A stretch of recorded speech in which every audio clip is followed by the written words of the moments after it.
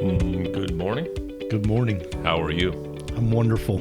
Welcome back to Snackcast, everybody. What's on tap today, Dr. Transu? Oh, we were going to talk about low fat. Low fat. Fat-free? Fat-free, low fat, right? Is it good for you, bad for you? It depends.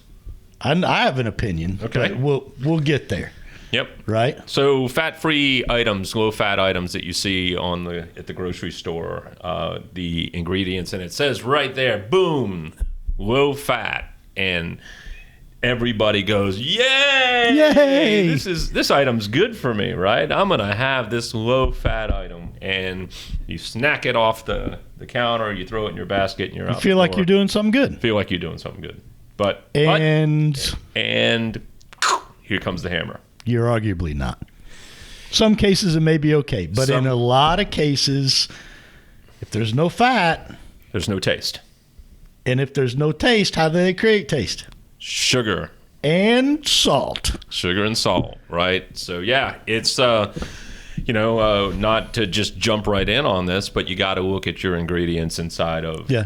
So So that's a good parlay into our visual. You can call it a cheat sheet. I'm going to call it a visual. We have to credit Sophia Layarda with Health Castle. She actually put this together, and I thought it was really cool. But what we're doing is we're comparing Hidden Valley Original Ranch to Hidden Valley Fat-Free Ranch, right? And we'll save you all the details, but bottom line, there's 3 times the amount of sugar. To its credit, there is no fat in the fat-free. right, A lot more sodium. right, the carbs, as you would imagine, with the sugar content going up, are 3 times as much as well. Right. I think the part that I really found interesting, so pay close attention to this, right? This is the first 7 ingredients in the regular, right? So it's vegetable oil, water, egg yolk, sugar, buttermilk, natural flavors.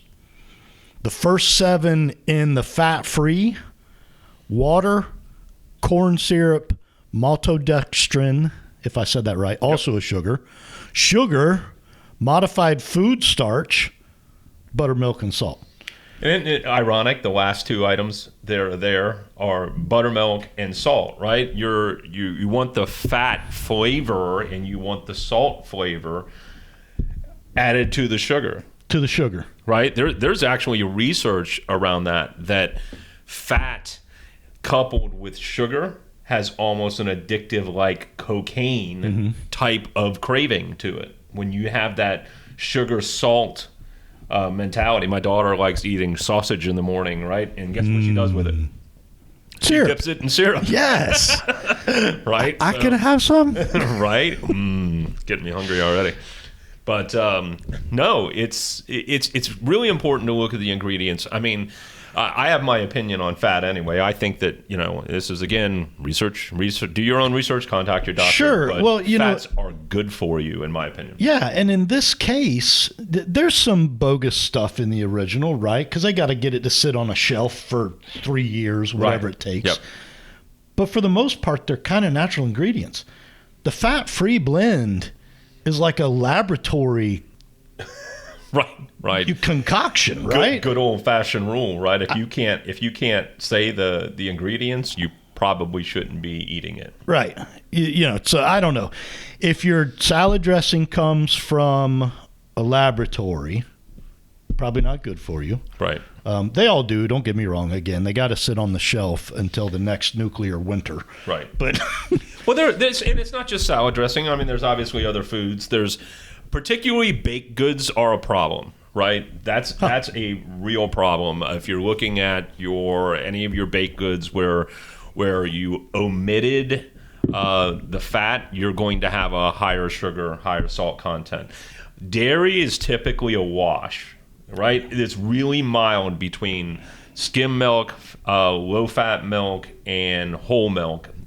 Take your pick, right? But really in the other areas is where it's important.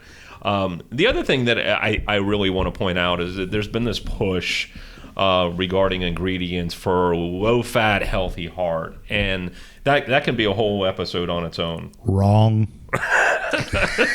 But I agree. And they typically throw you the little heart-shaped diagram and say, low fat. Again, do your research on cholesterol. Not all cholesterol is bad. And what's the golden rule? If it spoils, it's good for you. It's good for you. Yep. If it right. can last until the cows come home. Right.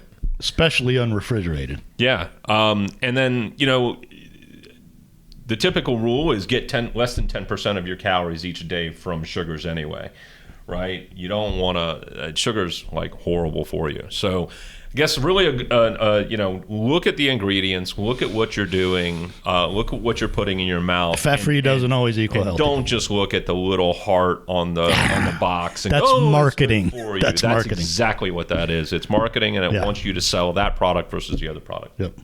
All right, guys. Thank you for tuning in today.